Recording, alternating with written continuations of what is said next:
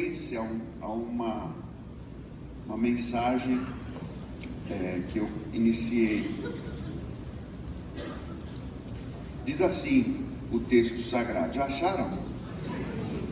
Olha, em meu livro anterior, Teófilo, escrevi a respeito de tudo que Jesus começou a fazer e a ensinar até o dia em que ele foi elevado ao céu, depois de ter dado instruções por meio do Espírito Santo aos apóstolos que havia escolhido. Depois do seu sofrimento, Jesus apresentou-se a eles e deu-lhes muitas provas indiscutíveis de que estava vivo.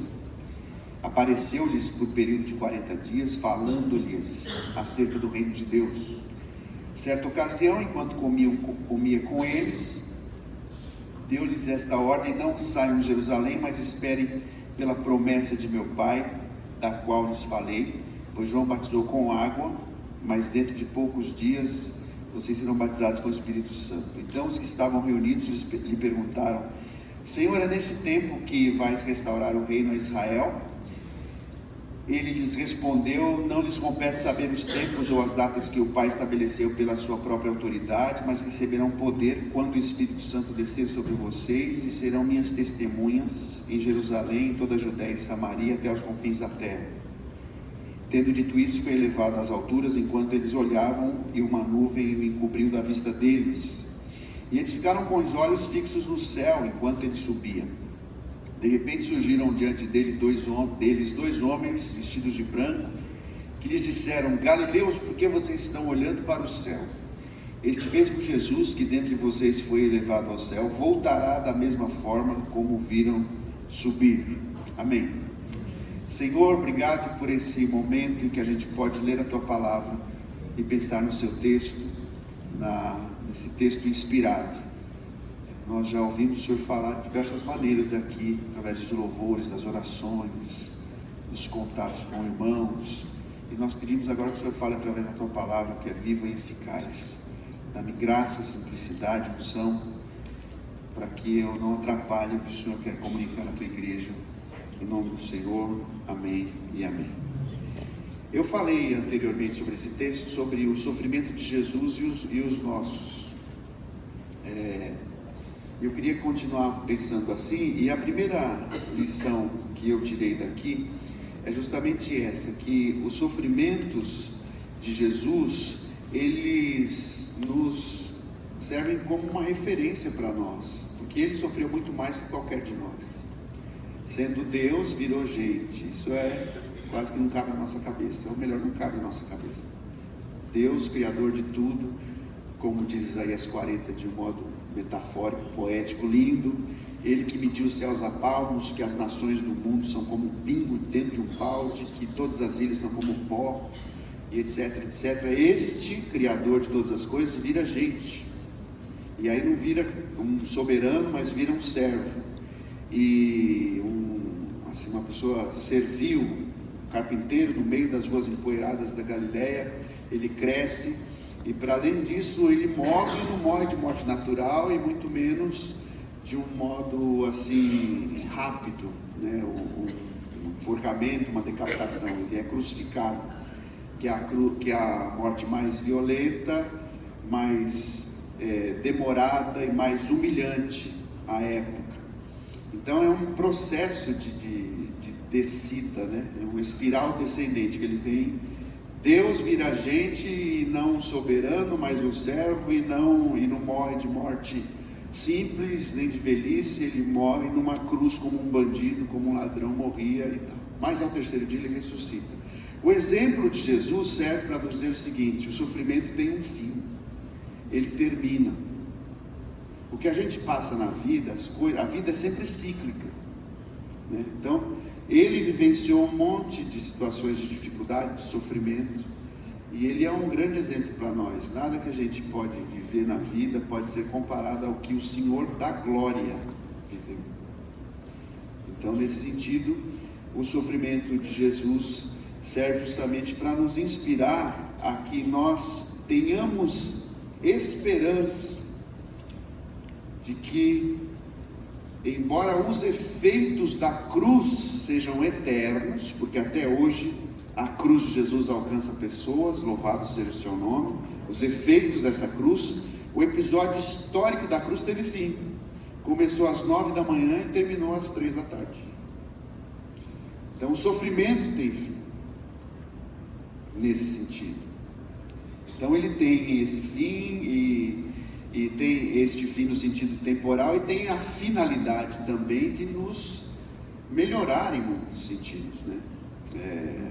A gente pensou essas questões quando a gente olhou para esse texto, nessa primeira parte do texto.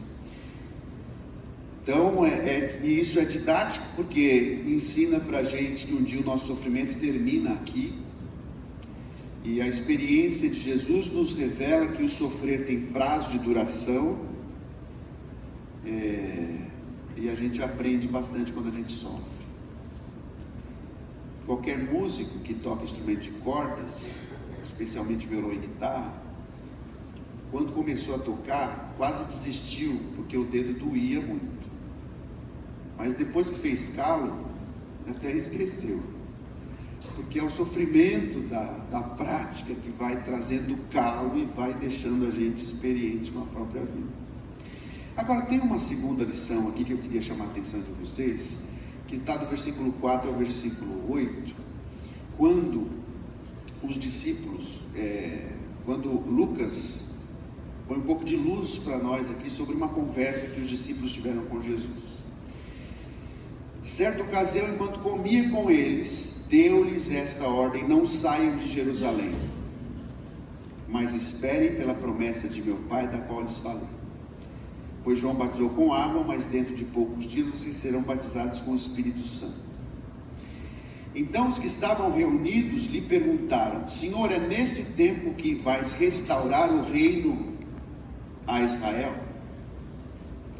Ele lhes respondeu: não lhes compete saber os tempos ou as datas que o Pai estabeleceu pela sua própria autoridade, mas receberão poder quando o Espírito descer sobre vocês, o Espírito Santo descer sobre vocês, e vocês serão minhas testemunhas, tanto em Jerusalém, como em toda a Judéia e Samaria, até os confins da terra. O que Jesus está mostrando aqui, e é uma lição para a nossa vida, é o empoderamento dos crentes. É uma palavra tão em voga hoje, essa coisa de empoderamento. Qual a finalidade do Espírito Santo na vida de um crente? Empoderar este crente para proclamar o Evangelho da salvação. A finalidade não é pular, não é rodopiar, não é falar ali, não. A finalidade é empoderar esses crentes para que eles se tornem testemunhas do Evangelho. Todos os discípulos mais imediatos de Jesus eram da Galileia, e ele diz em Jerusalém: fiquem em Jerusalém, 200 quilômetros de distância, 190 e tantos quilômetros de distância.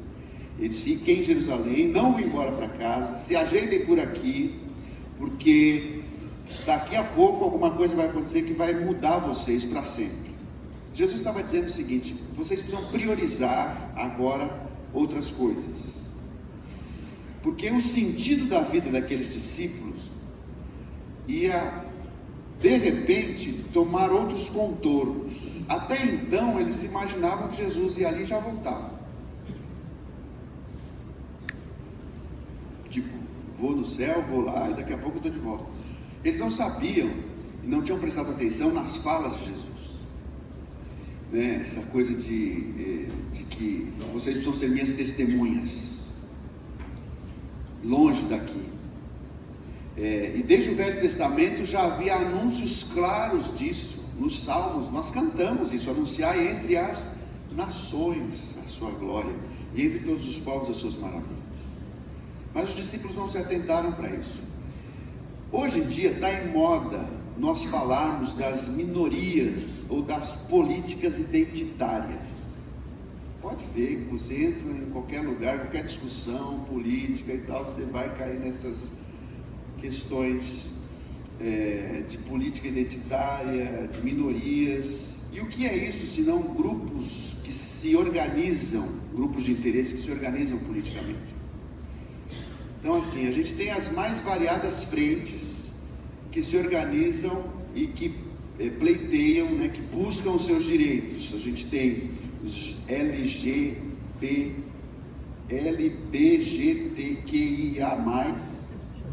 é o nome da sigla. A gente tem grupos de orientação, que é de orientação sexual, tem grupos com esse perfil, né, de identidade que pleiteia sobre a cor da raça, a cor da pele, sobre culturas regionais, sobre profissões, sobre necessidades especiais, sobre classe social, sobre sem terra, sem teto, grupos identitários. Enfim, qualquer grupo que se torna catalisador ou agregador de uma movimentação política baseada num recorte de identidade são chamados grupos identitários. E hoje em dia está muito em voga isso. Quando eu olho para esse texto, e eu percebo que a Bíblia já fala dessas coisas também, e que tem uma palavra para essas coisas também. Eu olho para esse texto e vejo em alguma medida um pleito parecido. Afinal de contas, a fala deles para Jesus é justamente essa: é nesse tempo que vai restaurar o reino a Israel. Vamos lembrar um pouco da história. O Reino Unido, Davi era o rei, que foi o momento áureo, né? Antes dele Saul, depois Davi, depois Salomão, mais rico. Depois os seus filhos, Reino do Norte, Reino do Sul, tocaram a vida sem Deus em muitas situações, até que Deus enviou um castigo para a região do norte, Israel, e eles foram dizimados pelos assírios, e os do sul, os judeus, foram sequestrados pelos babilônios. Então esse povo que vai para a Babilônia está sob jugo babilônico durante 70 anos. Depois que eles saem de lá, eles se espalham, ficam também na Babilônia, mas voltam um grupo para a Judéia, e outros demais se tornam, enfim, judeu. Desde o Oriente Médio até a Itália tinha judeu, e todo o norte da África. Por isso que Pedro, por exemplo, depois que o Evangelho é proclamado, ele escreve aos da diáspora, os irmãos que se converteram longe de Jerusalém. Mas sempre foi um povo debaixo de alguma autoridade. Nesse tempo, Babilônia, ficam livres. Só que não, porque nesse tempo de Babilônia ainda existe uma ingerência de alguns reinos que foram dominados por Alexandre o Grande, o Macedônio, no lado do Egito. Vou falar uns nomes meio difíceis aqui, mas só para a gente entender a coisa. Do lado do Egito, os Ptolemaicos. Do lado de cima, do lado do Oriente Médio, os Seleucidas, que eram gente que eram domínios de Alexandre o Grande, mas com a sua morte, a expansão do domínio romano, ficaram controlando aquela região do Oriente Médio. Depois disso vieram os romanos. Então o judeu que sai da Babilônia e que se estabelece na Judéia, ele está sempre debaixo de alguma autoridade, ele não é mais autônomo. Ou são egípcios, ou são gente lá dos Seleucidas lá de cima, ou são os próprios romanos que estão sobre eles. No caso, nesse momento histórico, são os romanos que dominam os judeus. E para eles aquilo é uma crise. Nós queremos a nossa identidade de volta. E vamos combinar, o Senhor morreu, ressuscitou, poderosíssimo, restaura para nós, resgata a gente dessa condição de sempre estar debaixo de alguém, nos dá uma nova condição, deixa a gente melhor. A gente quer expressar a nossa identidade, e aí a gente percebe a fala, e o pleito é legítimo, né? O pleito deles, do ponto de vista deles, de qualquer grupo identitário, o seu pleito é legítimo. A identidade de todo mundo deve ser respeitada, é isso que eles estão aqui pleiteando. E assim, um dos problemas é que quando a gente olha somente para nós mesmos, buscando os nossos direitos, buscando quem a gente é como lugar de afirmação, ou, para também usar um termo bem alardeado, né, lugar de fala, isso pode me levar a um despreparo para lidar com as coisas que estão fora de mim. Eu olho tanto para o meu umbigo que eu deixo de olhar para os outros. Eu quero tanto ter a minha identidade reconhecida, o meu jeito de ser, o meu jeito de falar, quem eu sou, de onde eu venho, etc, etc, reconhecido, que eu esqueço de olhar para o outro. E esse é o problema, diria, da maioria desses grupos. Olha tanto para o seu umbigo que o outro não faz parte da agenda da pessoa. E a gente tem esse problema aqui. Uma vez que existe essa ânsia de querer resolver o meu problema, eu fico olhando apenas para mim. E Jesus responde para eles, de modo magistral, de modo divino: fiquem em Jerusalém, porque depois da experiência que vocês terão, a questão da sua identidade vai ser a menor questão que vocês vão ter. Vai ser um problema muito pequeno, depois que você tiver uma experiência com o poder do alto. Vocês serão meus mártires, vocês morrerão em meu nome, é isso que ele está dizendo. Vocês vão testemunhar nas nações, para outros povos, porque afinal de contas estão olhando só para vocês. Mas o meu projeto para vocês não é que vocês olhem só para vocês já foram alcançados, para agora alcançar outros em meu nome. E eu vejo justamente muito próprio o que está acontecendo hoje, o que está acontecendo ali. Sabe? Não é uma questão de alienação, porque tem gente que fala, o crente só pensa, imagina, ele fica pensando no céu. Que história de céu, gente? A gente está aqui com o pé no chão, na terra. É um bando de gente alienada, vive no mundinho deles, nessa utopia insólita. Não. Porque a vida só tem sentido quando a gente faz as pazes com o Criador. E essa experiência a gente quer passar às outras pessoas. Mas quando que esse fogo vai renascer de novo em nós? Quando que essa dinâmica, quando que a gente vai parar de pensar na gente? Quando que a gente vai parar de pensar na conta bancária que está negativa? Quando que a gente vai parar de pensar que podia ter uma condição melhor no emprego? Quando a gente vai parar de pensar que a minha vida podia ser diferente? Quando que a gente vai parar de pensar em algum projeto pessoal que não deu certo, estou frustrado? Quando o Espírito vier com poder sobre nós.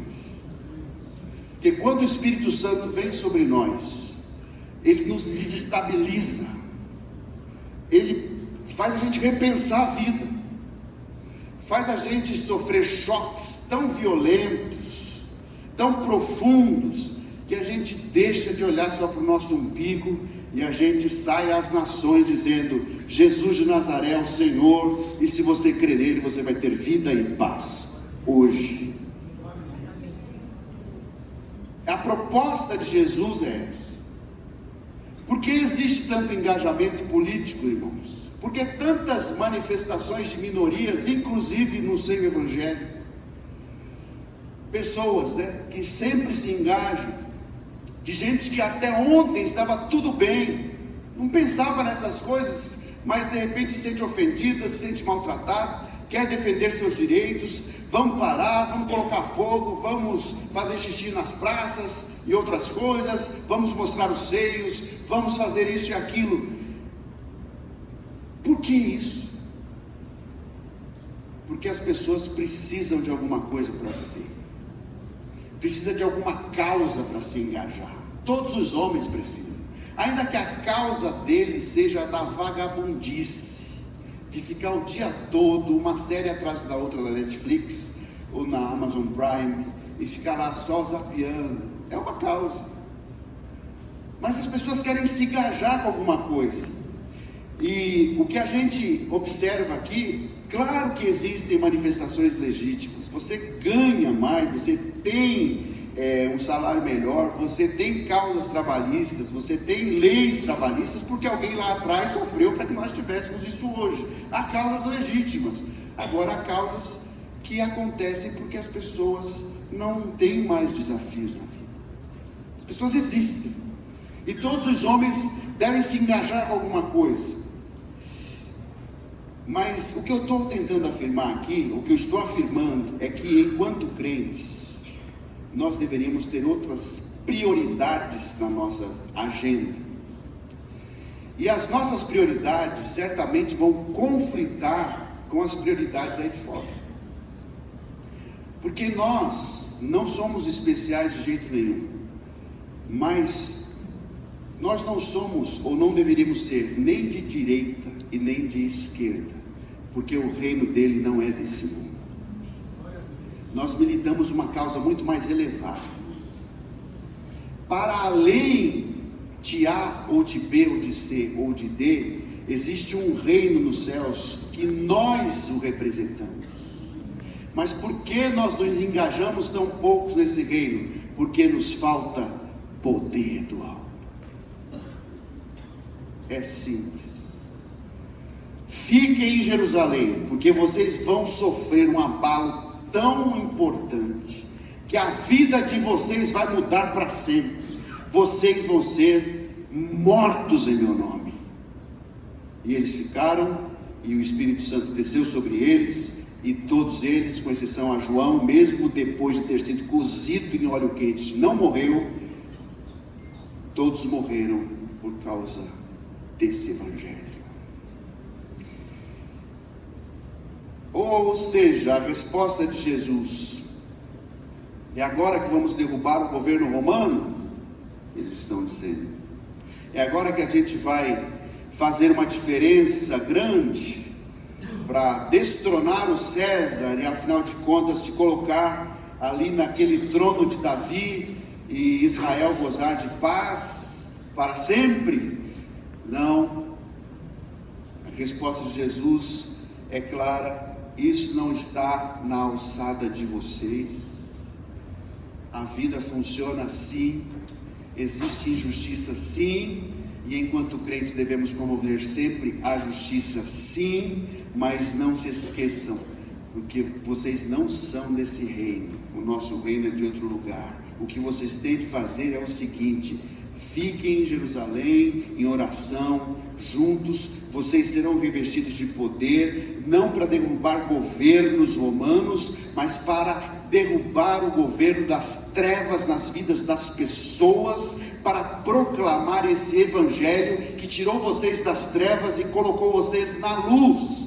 É para isso que vocês nasceram de novo, não para serem sacerdotes desse tempo, mas para serem proclamadores do reino que já chegou e que um dia será para sempre.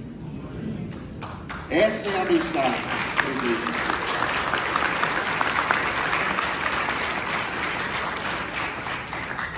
E eu ouso dizer o seguinte, que muitos jovens se engajam em movimentos porque a vida vai perdendo sentido para eles. O casal que está no Canadá, o Stu e a Renata, e a gente conversava um pouquinho, ela falava: o engajamento dos jovens no Canadá nas causas de orientação sexual, etc., é assim, qualquer coisa que você fala pode ser processado. E o que espanta a Renata e a todos nós é o grupo, os jovens de maneira geral, que se engajam nisso. A vida tem que ter algum tipo de desafio, senão a gente se transforma em outra coisa. Então a gente precisa de alguma coisa para fazer, porque afinal de contas o mundo está bem, aspas, ao menos o mundo ocidental. Você pode ficar desempregado, mas fome você não vai passar, pode ter certeza. Por que eu estou falando isso? Porque depois das 3 horas, os restaurantes jogam dezenas, às vezes centenas de quilos de comida fora, e qualquer restaurante tem comida. Então fome ninguém passa.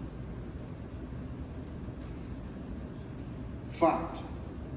Então a gente vive bem. A gente não tem grandes desafios.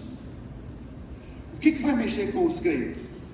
Duas coisas: perseguição e poder do alto sobre nós. Quando nós, irmãos, você que é pentecostal como eu, glória, os corinhos aí, o Sérgio fala, você não conhece, os corinhos são dos anos 50, gente. Peraí, eu tenho 50 anos. Então, quando eu cheguei já cantava, canto até hoje em algumas igrejas, e nem todos eu conhecia, mas assim, quando o poder de Deus vem sobre as comunidades, pessoas, as pessoas fazem diferença na sociedade. Não é assim que a gente vai ficar sempre esperando um poder para fazer diferença na sociedade, mas é diferente. Tem um momento que a igreja se torna meio letárgica, meio morna, e aí ou Deus envia perseguição, e aí, graças a Deus por aquelas irmãzinhas de oração, de coque, né, que oram, ou Deus envia esse poder sobre nós e a vida muda, a nossa cabeça muda quando o Espírito Santo nos alcança, a gente se torna diferente, as prioridades mudam, vira outra coisa. E esse poder que virá sobre os discípulos tem justamente esses dois efeitos. O primeiro mostra que o sofrimento que passamos encontra sentido quando a gente se engaja na agenda que Deus tem para nós. Por que o crente sofre? Porque Deus tem um projeto maior para a vida dele do que livrá-lo do sofrimento. Então faz sentido o que eu passo. Tudo que você passa na sua vida, ao longo da história, Deus vai construindo o seu caráter, te moldando, dizendo não, fechando portas, te afastando de pessoas, e etc, etc, para construir, moldar o seu caráter, porque Ele quer você pronto em outro momento, em outra situação, em outro lugar de repente. Então tem esse aspecto. Quer uma vida menos sem graça e quer conviver com seus sofrimentos em paz? Se você quer isso, você tem que se engajar no projeto de Deus para a sua vida, senão a sua vida vai ser isso: casa, trabalho, faculdade, quem faz, ou se não, de manhã preparar os filhos para ir para a escola, fazer o almoço, esperar as crianças voltarem da escola, dar comida para elas, o marido à tarde e tal, e aí vai. Estou dizendo que há demérito nisso, não é isso, mas há pessoas que se sentem frustradas porque vivem a vida no cotidiano. Frustração, irmãos, busque o Senhor, Deus nos reanima. Não olhe para os exemplos do mundo. O mundo não tem o que nos oferecer. Você vê aquelas cozinhas chiques, daquelas cozinheiras famosas, tudo bonitinho, não tem um pingo de gordura e nada, ela cozinha pratos assim, que não existe. Existe, mas não existe. É fato. Então assim, se eu fosse ela, você ia ter tanto problema, não tem noção. Possivelmente ela não tem Deus, esse é o pior problema de todos. Vocês serão minhas testemunhas. Segundo, proclamando o Evangelho do poder de Deus, as pessoas alcançadas por esse poder encontram também sentido para suas vidas. Por um lado, quando sofremos, nos engajamos nos projetos de Deus para a nossa vida, entendemos o sofrimento como um propósito de Deus. Segundo lugar, quando nós pregamos esse Evangelho e esse Evangelho alcança pessoas, essa realidade de alcançar pessoas, a gente entende, então encontra sentido a nossa própria vida sendo usada por Deus para alcançar gente para o seu reino. Vocês serão minhas testemunhas, foi o que o Senhor falou, vocês serão os meus mártires. Os sofrimentos não acabaram, mas nada pode ser comparado ao peso eterno de glória que está para nós reservado no dia de Cristo Jesus. Nosso horizonte é diferente. E de novo, por que a gente faz pouca diferença na sociedade? Porque a gente vive desanimado, exageradamente envolvido com coisas dessa terra, viciado só pensando em curtir e viver como qualquer mundano vive e curte a vida, porque nos falta poder. A relação com Deus vai se esgarçando se a gente não prestar atenção. Essa relação vai criando distância. Salmo 32 diz, né? Então todo aquele, agora eu não vou lembrar o texto de cor, vai ficar na minha versão mesmo. encontrará o Senhor, buscar o Senhor enquanto se pode achar, não Salmo 32, mas o profeta fala isso, né? Invocar enquanto ele está perto, se pode achar, né? Enquanto se pode achar ao Senhor, mas não é porque Deus vai se afastando, é porque a gente vai perdendo o prazer em Deus, porque Deus está lá. E se a gente perde o prazer no Senhor, na sua lei, a vida vira outra coisa. 10 anos, daqui a 10 anos, voltemos a conversar sobre isso. Talvez você tenha sucesso profissional, esteja lá no seu iate, não sei aonde, e Deus, sabe Deus. Esse é o problema, a gente precisa ter um coração nele. Nos falta poder para repensar a nossa vida e criar estratégia para alcançarmos, como disse a Helenice aqui, essa Jerusalém, essa Judéia, essa Samaria, que pode ser a nossa casa, o nosso entorno, lugares mais distantes. Nós queremos dar um jeitinho na nossa identidade israelita, e Deus quer alcançar as nações através de nós. Como conciliar essas coisas, ou como destruir esse pensamento de essa identidade minha que precisa ser preservada no poder do Espírito Santo. Paulo, grande exemplo. As credenciais ele mostra em Coríntios e escrevendo aos Filipenses. Um homem de uma cultura absurda, um homem que conhecia o mundo da sua época, que falava pelo menos 3 idiomas: o latim, o grego, o hebraico, também o aramaico e possivelmente o árabe, que era a língua comercial, que de uma erudição tão profunda, certamente ou possivelmente um dos substitutos de Gamaliel, que era um dos eruditos mais respeitados do templo de Jerusalém. Tinha Shammai, Hillel e Gamaliel, ele era um deles. E quando Jesus o encontra no caminho de Damasco, que ele cai da sua montaria, ele sofre uma metamorfose na sua cabeça. E ele chega a dizer: eu reputo a tudo que eu ganhei, tudo que sou, etc, etc, como refúgio, como esterco, para usar uma palavrinha bonita, porque eu quero ganhar a Cristo. Então a mente muda quando o poder de Deus vem sobre nós. Não sei como está o seu coração, não sei quais os planos para a sua vida, mas busque o Senhor. Talvez os planos dele sejam outros para você, talvez. E como que a gente vai descobrir isso? Nessa permanência em Jerusalém, orando, clamando, dizendo: Deus, eu tenho isso aqui como projeto de vida, eu quero isso, eu quero aquilo, eu quero ir para lá, eu quero fazer isso, fazer aquilo, é isso, é aquilo outro, mas está aqui, eu sou teu. E quando o Espírito vier sobre a sua vida, ele vai direcionar você, ou para o teu projeto, porque tem a ver com o que ele tem como projeto da sua vida, ou para uma coisa diferente. Mas o importante é não sairmos de Jerusalém até que esse poder nos alcance e a nossa cabeça mude, porque se nós estamos pensando como mundanos, não podemos. A gente tem que pensar em outras categorias de pensamento, segundo a luz das Escrituras. Terceiro ensino. Minha cabeça já não está, já estou batendo biela aqui. Terceiro ensino. Eu ia usar uma outra palavra. Terceira lição, melhor. Somos a resposta de Deus para essa sociedade. Versículos 9 a 11 diz assim: tendo dito isso, foi elevado às alturas, os discípulos ficaram olhando para o alto. Os anjos disseram: por que vocês estão olhando para o céu? Este mesmo Jesus, do mesmo modo como vocês o viram subir, ele voltará.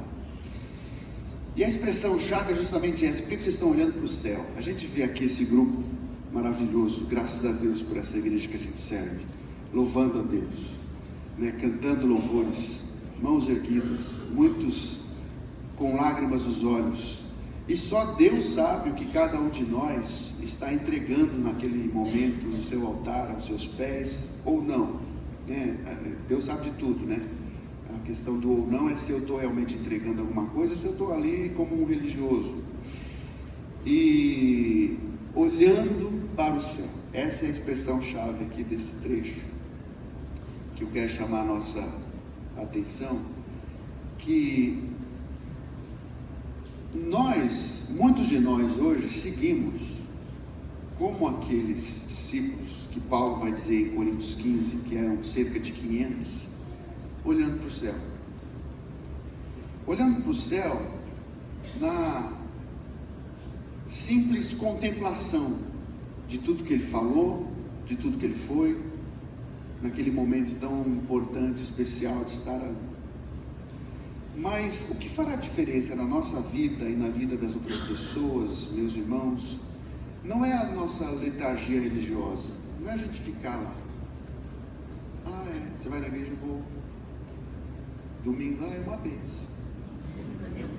A gente louva, sabe? A gente canta, a gente ora, a gente participa de uma célula também, de jovens, de velhos, de moços, a gente vai e tal. Desperta, acorda. Tem uma pessoa do lado do teu trabalho, do lado da sua escrivaninha, que a pessoa pensou em suicídio 3 vezes essa semana, você não sabe disso. Tem um parente seu que está lá morrendo e você não dá atenção. Tem uma tia a 500 km de distância, nunca foi vê-lo. E você e eu tem uma palavra para essa pessoa, que não precisa ser um discurso religioso. Vamos ler aqui o Salmo 119, aí 176 versículos, depois veio aquela daí. Não, é o chegar de Jesus na casa de Maria e Marta e Lázaro, é a visita, é o sorriso, é o abraço. Posso orar para a senhora, tia? Pode, meu filho. E aí, ó, do nosso entorno tem gente que precisa de nós, gente. A contemplação é boa de ser feita, mas isso aqui é um ambiente de reposição de energia. Entenda essa energia, pelo amor de Deus. Deus não é uma energia, Deus é Deus, Criador dos céus e da terra, uma pessoa manifesta em 3, Pai, Filho e Espírito Santo. É o que a gente crê e o que a gente proclama. Mas assim, nós viemos aqui justamente para nos abastecer, para fortalecermos-nos na fé, para abraçar os irmãos, para orar uns com os outros, para ouvir uma mensagem e sair daqui anunciando às nações. Jesus de Nazaré já veio, ele morreu, mas ressuscitou e está vivo hoje. Quem crê nele tem vida eterna. A gente prega isso até hoje e não vai mudar a nossa pregação. Agora, muitos de nós somos letárgicos e nós precisamos às vezes de uns cutucão de anjo. Ei, presta atenção, baixa os olhos para a terra, porque os campos estão brancos para colher. Não adianta ficar olhando para o céu. Uma igreja tão legal, tá, mas o que você faz em nome de Jesus para alcançar outras pessoas para essa fé, para essa graça, para essa, gostei de uma expressão de irmão da congregação cristã, disse assim, chamado na misericórdia, para que seja chamado na misericórdia. O que a gente faz? Qual a diferença a nossa vida pode fazer? Nós precisamos tirar os olhos do alto nesse sentido, né? Nesse sentido, e colocar os olhos sobre esses brancos campos que esperam os ceifeiros do Senhor. Ou seja, a resposta de Deus para essa sociedade tão estranha está em nós. A não ser que você seja vocacionado, entenda o que eu vou dizer. Não é o teu engajamento político que vai fazer diferença. A não ser que você tenha vocação, é diferente. O que vai fazer diferença é você enquanto crente. Não é um crente chato, a Bíblia preta debaixo do braço. A paz do Senhor, lá no meio da empresa, Nestlé, trabalha lá no setor. A paz do Senhor, irmãos. Não, a ideia não é essa. Mas é você ser sal da terra e luz do mundo. Quando você olha para uma comida, você não tem ideia se ela tem sal ou não. Ela pode estar bonita. Você só vai saber se ela está no ponto se você provar. Então é o nosso estar no meio. É as pessoas, aspas, provando de nós, que elas vão perceber se nós somos insossos, ou se somos demasiadamente temperados, ou se estamos no ponto de dar a eles o que eles precisam, como Jesus falou para os discípulos. Os discípulos chegaram para ele e disseram assim: o povo está com fome, Jesus. E ele falou: deem a eles de comer. 5.000 pessoas, 5.000 homens. Mas nós temos a resposta, que não é nossa mesmo, vem dele. Irmãos, que Deus tenha misericórdia de nós. Essa mensagem não é para vocês só, é para todos nós. Do púlpito até a portaria, todos nós precisamos lembrar que os sofrimentos que nós passamos, eles têm fim e finalidade. Eles terminam, e a finalidade é nos preparar para que sejamos de fato gente que vai fazer diferença na sociedade. O nosso engajamento não é político, nosso engajamento é com o reino, porque quando o poder do alto nos visitar, a nossa cabeça vai mudar e a gente vai ter outra esfera de atuação. E para além disso, nós não fomos chamados para sermos contempladores. Nós fomos chamados sim para estarmos juntos, para adorarmos juntos, mas para quando sairmos daqui, anunciarmos às nações a sua glória e entre todos os povos as suas maravilhas. Deus abençoe vocês, em nome de Jesus.